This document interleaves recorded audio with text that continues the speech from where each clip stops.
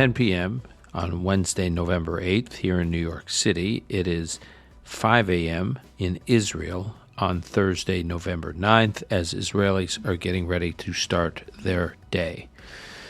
We're doing something a little different today. I recently had a long conversation with my friend Liel Leibovitz. For those of you who recognize his name, he is the editor-at-large at Tablet Magazine, which is a very important journal of Jewish life, Jewish ideas, Israel, the Middle East, issues in popular culture today. I highly recommend Tablet if you're not a regular subscriber and reader of Tablet's work. But Liel's the editor-at-large at Tablet, and he's host of their weekly culture podcast called Unorthodox, which is part of my podcasting diet, and the daily Talmud podcast called Take One. And he is the editor of Zionism, the Tablet Guide, and he is also author of the recently released book called How the Talmud Can Change Your Life. Surprisingly modern advice from a very old book. Liel is one of the most thoughtful people I know. He is a character in our new book, The Genius of Israel, The Surprising Resilience of a Divided Nation in a Turbulent World. He actually appears a couple of times in our chapter on Israeli storytelling and the role of Israeli storytelling in the Israeli television industry. Has a lot of really important insights that we bantered over lunch and then wound up weaving a lot of it into the book. And Liel and I agree on a lot. We disagree on a lot during the whole judicial reform protests of 2023, which seem like ancient history now. We argued a lot. And we come back and revisit some of those disagreements about what we learned about the various people and players involved during the 2023 protests and what he and I think of those players now, post-October 7th. We talk a lot about our new book, The Genius of Israel, and we talk a lot about Israeli resilience and what we're seeing right now in Israeli society, which is a big focus of mine and Saul's book, but is also just a focus of mine generally right now, just watching what's playing out in Israel, which I think is an underreported story about the vibrancy of Israeli society, which will be as important to explain how Israel will bounce back as the military story is.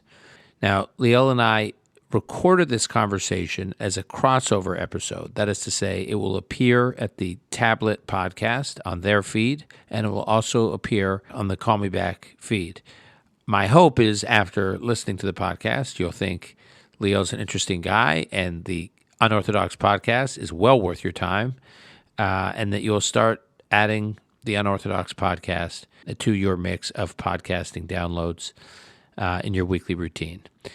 Liel Leibovitz and me on Israeli resilience, pre and post October 7th.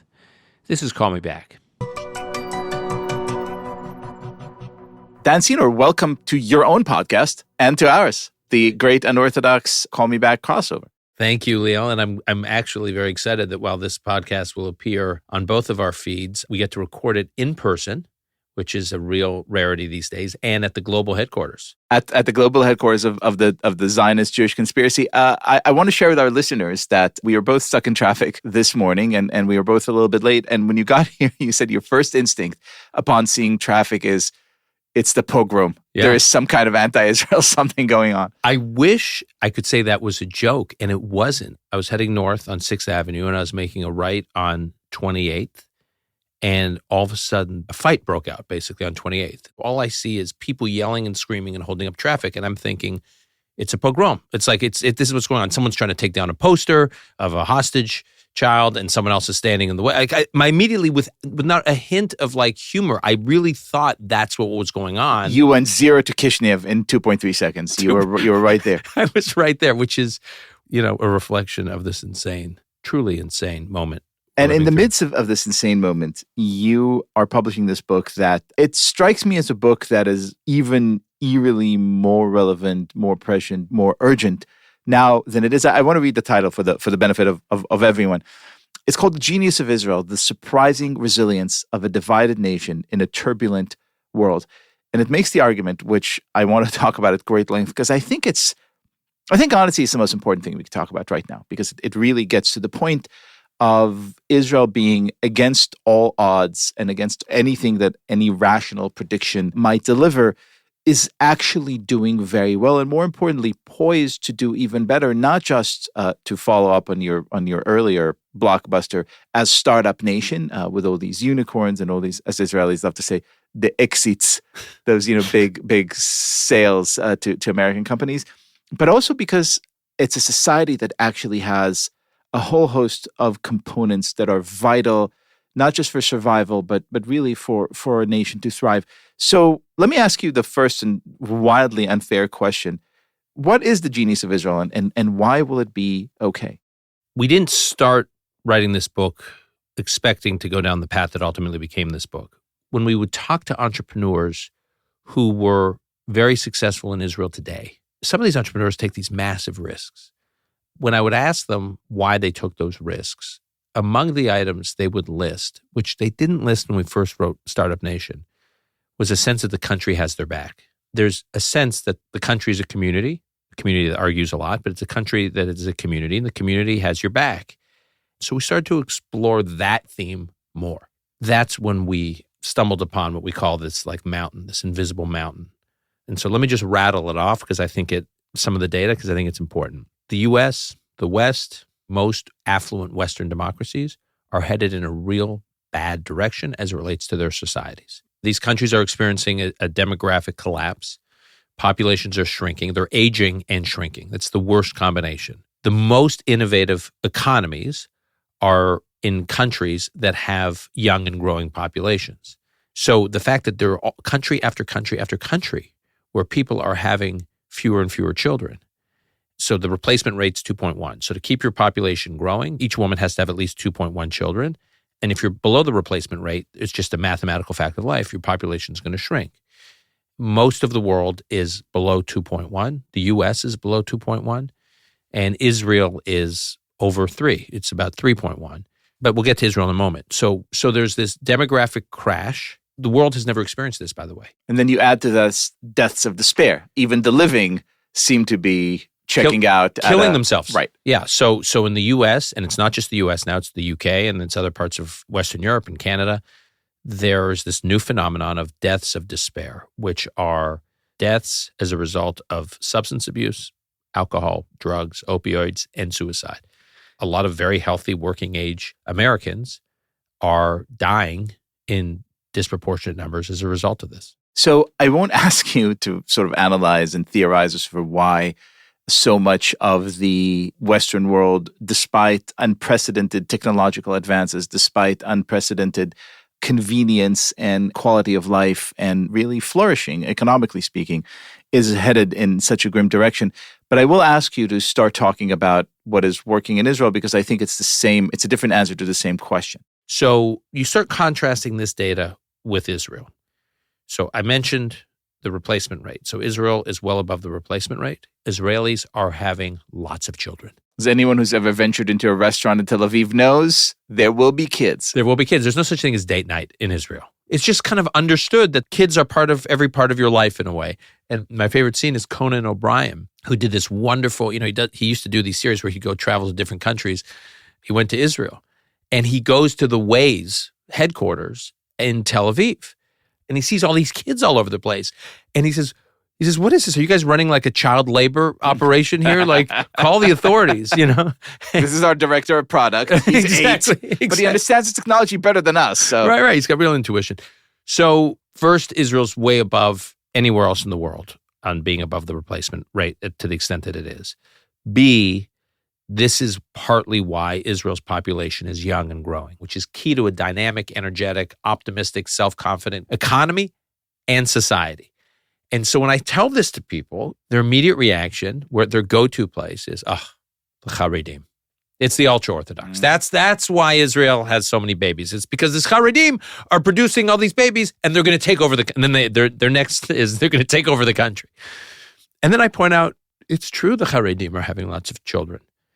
That doesn't make Israel exceptional. What makes Israel exceptional on this score is that secular Israelis are also having as you write in the book, 4 kids has become the new status symbol in the 4 or 5 is how you know you've made it. Everyone from this one woman who's a very successful tech entrepreneur, fintech, she has 5 children and she's working a full-time job.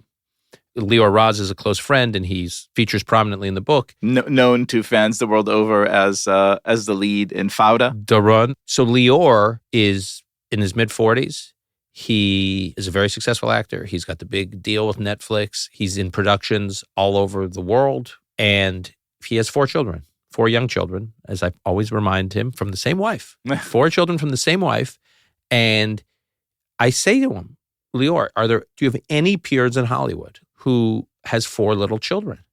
And he says he actually can't think of any. Are there any of your peers in Hollywood who have that many children and served in the military and are embracing and patriotic about their country and love of country? And you start to add these things up. So the secular Israelis have lots of kids.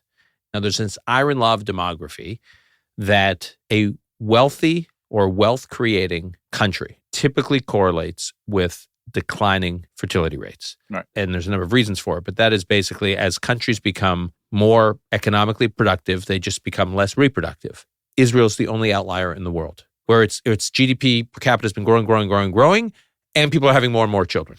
Now, this is an amazing point from which to begin the kind of exploration that you undertake in the book, because, I mean, it's obvious that having children, especially many children, is the ultimate act of faith in the future, of a person saying, I trust that things here are good and are only getting better, hence I am bringing more life into this world.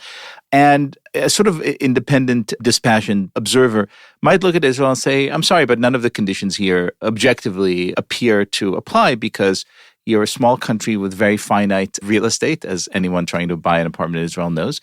Now, we have war, which sadly, last couple of weeks, we have seen ever more clearly. We have internal societal divisions, which the last couple of months, sadly, we have seen ever more clearly. We seem to have a very unstable society here, and yet it thrives. I know there are many reasons for why. They're depicted beautifully in the book, but let's start with your favorite. Why are Israelis so happy? Israel now ranks the 4th happiest nation in the world, according to the study that they released in 2023. And if you look at the other countries on the list, it's Denmark and Iceland and Sweden, and it's not countries living, with Hamas on the south, Hezbollah on the north, and Iran breathing down its throat. And so what I think people misunderstand by happiness is what it's really about is life satisfaction and feeling that you have purpose and the life you're leading has purpose. And I'm just pulling out the book here because there's one quote that I stumbled upon and then I wound up interviewing him for the book, which is Sebastian Junger, who's the war correspondent, very well known, written a bunch of great books. He wrote, and I'm quoting here, humans don't mind hardship. In fact, they thrive on it. What they mind is not feeling necessary. Modern society has perfected the art of making people not feel necessary. And I think that's the answer to your question. If Startup Nation was the title of our first book, I do think of Israel as necessary nation. Right. People feel necessary. They feel that they have a point, that their country has a point, that they're part of a country that has a purpose. So what do I mean by that? Mika Goodman, who you know, who is a close friend, public intellectual in Israel, serious scholar. We interviewed him quite a bit for the book. And when we presented him with the data, Mika said, with Startup Nation, you guys were basically saying Israel's doing better than it should, given all its other circumstances. What you guys are showing me now, it's not just that Israel's doing better than it should. It's that Israel's moving in an entirely different direction. The whole world is moving in this one direction. Israel's moving in the other. He said, Israel is a small country with a big story. There are plenty of small countries in the world. They're fine. What is their mission? What's Denmark's mission? It's nothing against Denmark or Sweden. It's better herring. Improving quality of life, standard of living, good health care. These are perfectly nice goals for a government and for a society. But it's not a big story. Right? Israel's story is a really big story. And everything going on in Israel at any given... They don't really spend that much debating the finer points of tax reform or agricultural subsidies. They're dealing... Who is a Jew? What should the borders be? How to deal with existential security threats at any given... Right. These are how to balance Judaism, democracy. Those are big ideas. Of biblical proportions that have implications for the past 2,000 years and for the next 2,000 years. And then he says, when you have a small country with a big story, it means that everyone in the country can touch it. We titled that chapter, Touching History, that you have a role in shaping this because it's within reach, because it's a small place with a big story. And that gives people this sense of purpose, and I think makes them feel necessary. And when people feel necessary, they're inherently happier. That's a big factor. Not the only factor, but that's a big factor. So look, this conversation up until now has been probably the most cheerful conversation two Jews have ever had in the history of Jewish conversations. I wish to change that now. One thing that I was wondering as I was reading this book, the sort of great big unmentioned, which is mentioned here and there, but I feel not wrestled with, is the idea of faith. Because Israelis are also, while not all of them define themselves as religious, an overwhelming majority do define themselves as some variation on the word traditional. An overwhelming majority do anchor their lives in, for lack of a better term, Jewish time, be it kind of slowing down on Shabbat. And you do write about Shabbat in the book at length, but more as a kind of opportunity to get together with your family. Could it be that faith is sort of the secret engine that is moving this great big machine along? The chapter about Shabbat is my favorite chapter in the book. We titled it Thanksgiving Every Week. I love, by the way, the Noah Tishby quote in the beginning. It's like, it's a small enough country. You are expected to come home, if not for every Shabbat, then every other Shabbat. And if not, like, watch out. Yeah. And if you only come for every other Shabbat, that's because you have to go to your spouse's parents for Shabbat. There's no like, hey, I'm doing something else that night. And you better have a good excuse. Over 70% of Israelis do some version of Shabbat, being together with family, 2, 3, sometimes more generations together every Friday night. I just want to spend a moment on this because it's important. I ask Americans all the time, tell me a ritual you participate in with your family that you know most of the country is also doing the same thing at the same time. Not with you, but sort of with you, and that they're experiencing the same experience you're having. Only Thanksgiving. Thanksgiving is the only one they can come up with. Maybe Halloween. Well, no. They say Thanksgiving, and then I say, okay, give me one more. And they say the Super Bowl. Super Bowl, which... Not for Jets fans. But, exactly. For hey, that may change. But yes. So they say the Super Bowl. And then that's it. And I'm kind of floored by that. We in the United States have lost a sense of shared rituals, not only in our own family's ritual and our own community's ritual, but a sense that you're experiencing with the country. And that's when I say when it keeps the country from spinning apart. I do think Shabbat is a big reason. There are other holidays, there are other events that we talk about in the book that do this, but Shabbat is extremely important. So secular Israelis still lead a pretty spiritual life. If you ask someone, okay, do you consider yourself religious? No. Okay. Who do you spend most of your time with? Jews. What language do you speak? Hebrew. Where do you live? The Jewish state on biblical land. And what calendar drives most of your schedule? The Hebrew calendar. So before you even actually make the conscious decision about whether or not you're religious or observant, you are leading a faith-based life. What is a faith-based life? Mika Goodman, he said something like, communities don't create rituals, rituals create community. That's right. So what is the Jewish calendar? It's a series of rituals. And what do rituals do? They bring you together with family and community a lot. And what does all the data show? The data shows that if you're with your community and your family a lot, you tend to be a happier person. Laurie Santos, who's this happiness guru, she's at Yale University. She's got this podcast called The Happiness Lab. She had this line that I was struck by. She said something like, the data shows religious people tend to be happier. And then she qualified it and said, whether they're believers or not. Right. And that's what I was struck by, because her point was, you don't have to believe in all this stuff. You don't have to get into existential questions. Do I or don't I believe in God? Just live this life. Live this life and you will be happier. Okay, so here's one really difficult question. The book's tremendous. It is certainly a great insight into not just why Israel will be okay, which is something that's incredibly difficult for most of us to kind of feel right now as it is fighting for its very survival, but also sort of its real innate greatness. So I want to ask an even more unfair question. How can we, for lack of a better term, Israelize our own lives here? I'm not talking nationally, policy-wise. I'm talking... You mean Jews? American Jews who read this book and say, okay, well, I want to learn from this. I want to take this and implement this in my own life, in my own family, my own community. I want 2 principles, 3 principles that I could start doing to imbue some of this genius of Israel and improve my own life. mostly the way I get asked the question is in the context of the fight. Like, how do we fight back? How do we deal with this anti-Semitism? It's the absolute wrong prism. Right, exactly. If you're asking that question like this, you've already lost a fight. So there, you've answered it. I try to give two responses. I said the first is I hope since October 7th, you've realized, to paraphrase that movie, they're just not into us. Right. They're just not into us. They may tolerate us, some of them. Right. Some of them may like us, but generally speaking, if you're not sure, they're probably just not that into you. So friends of mine who are pulling all their donations from these elite colleges, I say to them, I said, so you walk around these campuses, I won't name them, but we all know what they are, the top, Ivy League schools. You walk around the campuses and every lecture hall and student gym and dorm building, each one after the other is named after some prominent Jewish philanthropist, which means Jews were giving gobs of money to these institutions. Now, you would think in return for that, at best, they probably had some influence on the place, but at a minimum, those places would not become hostile to Jews. So if there's one takeaway here is you could do all this stuff to try to win these people over and think that you're appreciated, and they're just not that into you. Your children would still be forced to hide in the attic of the library as the mob is outside with pitchforks. Yeah. As a friend of mine sent me the other day who's got a kid at Cornell, said, my kid who takes Hebrew, is a Hebrew class at Cornell, was just sent a message from the teacher saying, for Hebrew class this week, we're meeting at, quote unquote, a secret location. Right. We will send you location. So Jews in 2023 having to study Hebrew in a secret location. So I say in response, the one thing American Jews have agency over, the one thing they can control is whether or not they choose to lead a Jewish life.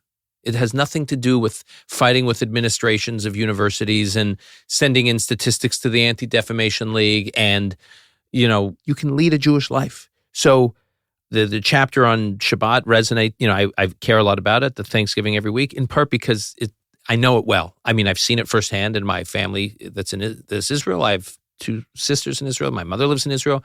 My mother and one of my sisters, because they live around the corner from one another in Jerusalem, and my sister's kids, no matter what they were doing in the world, whether they were in the army, every Friday night, 3 generations are together. We've tried to replicate a version of that in our own home. We chose to send our children to a Jewish day school. I mean, I can go on and on and on. These are things you can choose to do. And I guarantee you, to come back to Laurie Santos, you don't have to be a believer. Okay. That's what I say to American Jews. If we have the data that shows what makes people happier and feel like they're leaving with purpose, it's there. I think Israel, it's there in extremis. It's set up for you in extremis for the reasons we lay out in the book, but you can create parts of it through Jewish living in the diaspora. Yeah, and it's not going to be easy, and it's not going to be cheap, and it's not going to be comfortable. And you're going to have to make a lot of sacrifices. You are, but Zionism was never intended to make us comfortable or safe. It was intended to make us free. Right. And that's what we see in Israel. Yeah. Dan, thank you so much. Can I ask you a question before we... Absolutely. Right. We barely talked about the massacre and the war. You and I talked a lot about, before October 7th, you and I talked a lot about the judicial reform debates and what they meant for Israeli society. And you were quite critical of those participating in the protests or organizing the protests. And I had some criticism of them, but nowhere near how you felt. What we've seen since October 7th is, I think, something extraordinary, ranging from, all this debate about the Haredim being a source of the problem, according to the secular Israelis, in the judicial reform debate. And here the IDF is reporting that they're inundated with requests from Haredim to enlist. Right. Now, when I say this to my secular friends, oh, well, yeah, but the base number is low, so the numbers aren't that big. You're missing the point. It's still unbelievable. You're missing the point. Exactly. I tell them they're missing the point. And even if they can't enlist, they want to do other things. They want to help. 4 weeks ago, Yom Kippur, there was this big brawl in the streets of Tel Aviv about whether or not there can be a mechitza. The Orthodox wanted a mechitza for public space, the dividing line between men and women. And everyone was yelling and screaming about, oh, this is so terrible. Jews yelling with Jews on Yom Kippur, Orthodox yelling, arguing with secular. And this is just emblematic of how the country was coming apart between the hedonists of Tel Aviv and the Haredim of Bnei Brak. It looks very different now. In Tel Aviv, these restaurants, these hyper-treif restaurants, are all kosherizing themselves right now so that they're able to prepare meals for soldiers, because many of the soldiers keep kosher. And there are so many examples. I guess my question is, A, are you surprised? And B, as much as you were critical of what the anti-judicial reform protesters were doing at the peak of the reforms, are you less cynical about them? I'll start with the easy question. Am I surprised? No, because just before this unthinkable tragedy occurred, we concluded reading one of the greatest works of literature the Jewish people had given the world, the book of Deuteronomy, Sefer Dvarim, which is Moses' last speech to the Israelites, in which he says quite explicitly, you guys, you're really good when things are bad. When things are good, you tend to fall apart. Watch out. Don't let this happen. I am not at all surprised by the incredible response in Israeli society, but that doesn't mean that I am not moved literally, physically to tears 3-4 times a day by reading these super small stories. It's fantastic, and it's a great, great indication of something that I'm hearing a lot from Israelis these days in a manner of kind of heartbreaking, but I think very true criticism of how the leadership has been functioning, or more accurately, not functioning. Said, our politicians don't deserve a people as great as this. I think it's completely true. But now I want to get to the second part of your question, where I grow a little bit more dark. Because again, I feel we've had way too much hope and optimism here. Too much light. There's no rabbinical permission for so much cheerfulness in any setting like this. Look, I have said from pretty much the beginning that I don't think that the judicial reform protests have really been about the judicial reform at all. In fact, most people who I met who are committed marchers in Copland Street every Saturday night really could not tell you the first or second thing about what it is that the bill actually said. It was very much about the future of Israel. It was very much about what kind of people we are and what our reason for being here is and how we want life to be.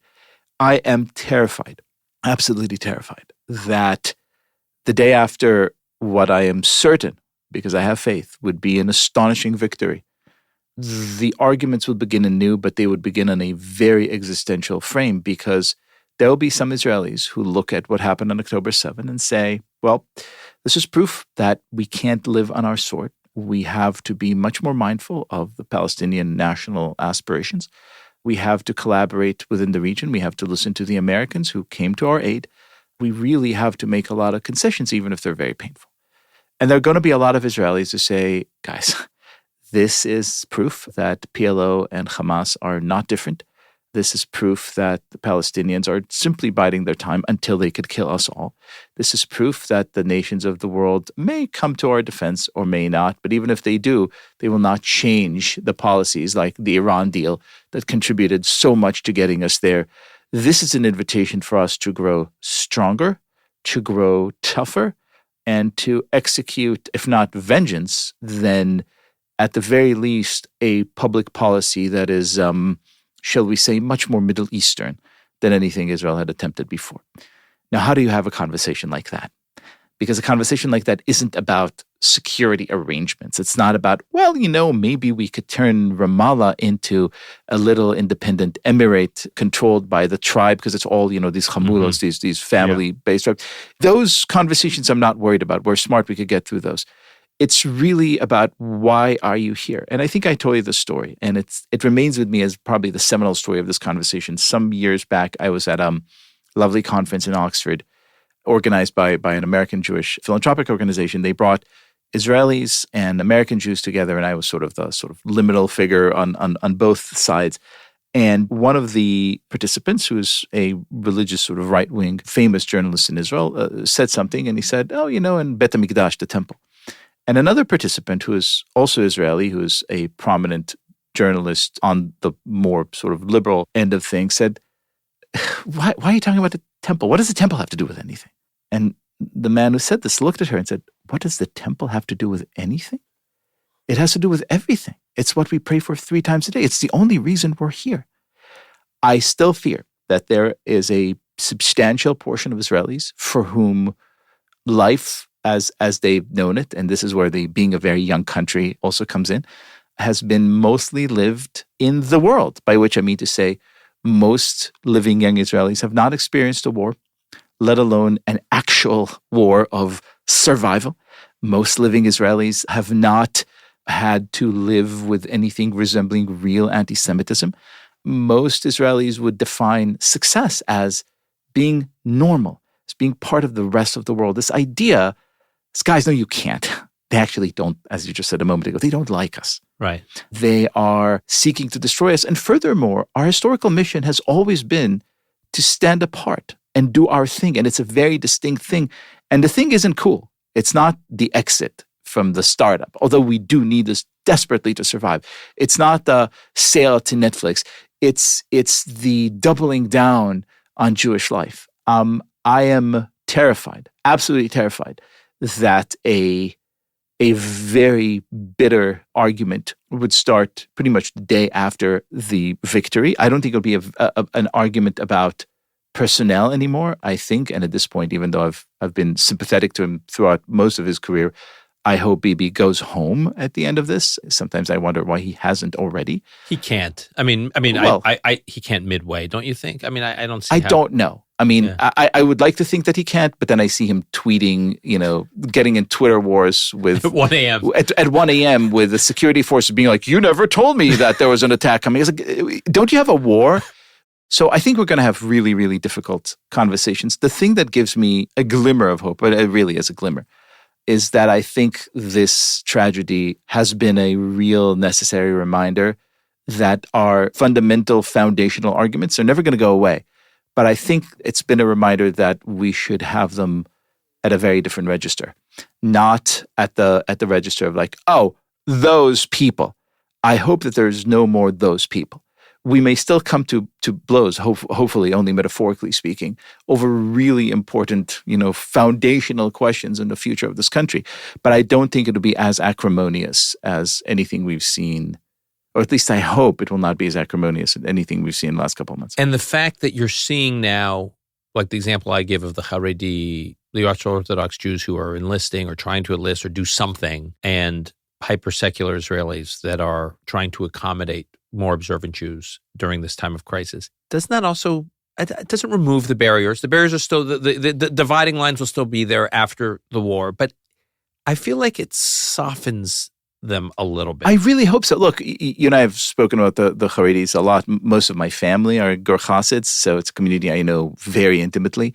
I feel that this is a deeply maligned sector of people who kind of live in perpetual fear of their brothers and sisters because they feel that they are being targeted, wrongly targeted for their life choices, and they feel that the only real solution that would satisfy secular Israelis is if the Haredi simply stop being Haredi. Yes, if they shaved their beards and served in the army and, didn't care so much about their own rituals and communities, everything will be okay. But at that point, they will no longer be themselves. I think there is a world in which those great big demonstrations of solidarity on behalf of that community really inspire and soothe and heal.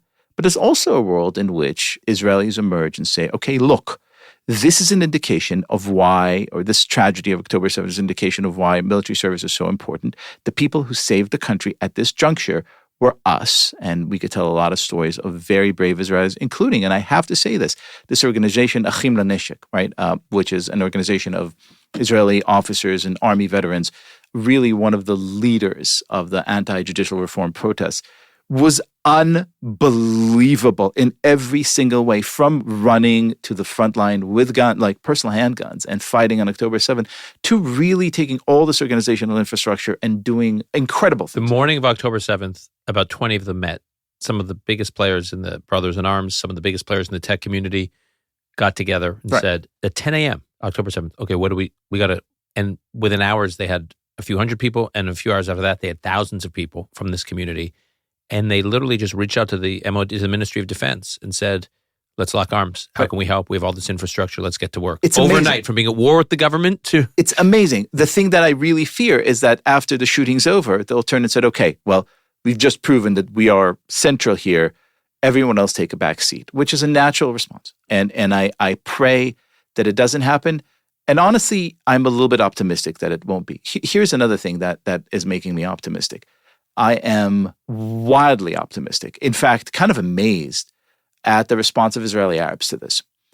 We now have polling that something like 83% of them are standing really firmly with Israel, that there is very little tolerance, let alone enthusiasm for any of the Hamas propaganda. You see entire villages up in the Galilee coming together and, manufacturing something like 30 or 50,000 meals for the soldiers. Today, someone sent me a photo. One of my friends who's deployed sent me a photo of a column of tanks on which, because the soldiers were Druze, they flew the Druze flag and the Israeli flag on the tanks, which was incredible to watch.